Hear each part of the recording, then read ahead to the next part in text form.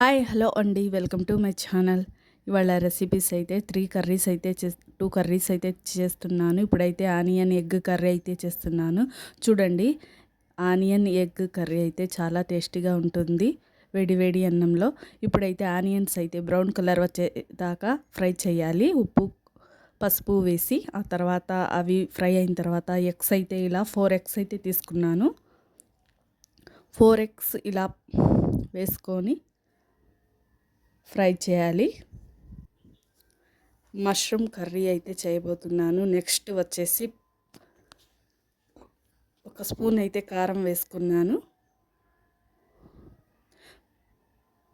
రుచికి తగినంత కారం అయితే వేసుకోవాలి. ఆ తర్వాత ఉప్పు కూడా ఒక స్పూన్ వేసేసాను. ఇప్పుడు సిమ్లో బాగా ఫ్రై చేయాలి.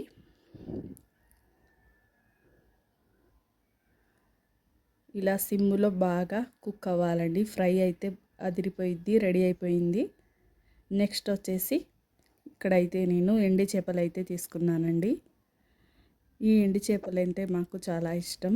ఈ కర్రీస్ అయితే మేము తింటాం. ఇప్పుడైతే దీనిని ఇలా అంచులు పీసులు తీసేసి తల తోక తీసేసి ముక్కలైతే కట్ చేసుకోవాలి. ముక్కలు ఇలా కట్ చేసుకోవాలండి. వీటితో ఎన్ని కర్రీస్ అయినా చేసుకోవచ్చండి. టమాటా కర్రీ, గోంగూరలో వేసుకోవచ్చు. ఇలా రకరకాల కర్రీస్ అయితే చేసుకోవచ్చు ఎండి చేపలతో. నెక్స్ట్ వీడియోలో మీకు చూపిస్తాను.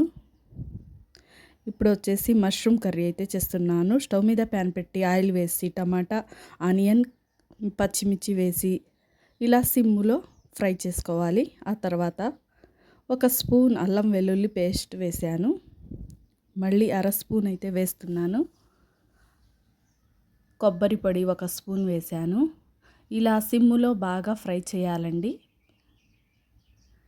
మష్రూమ్ కర్రీ అయితే టేస్ట్ అయితే చాలా బాగుంటుందండి. మష్రూమ్స్ అయితే హాట్ వాటర్లో 2 టైమ్స్ ఇలా వాష్ చేయాలి. ఆ తర్వాత కర్రీలో ఇలా వేయాలి.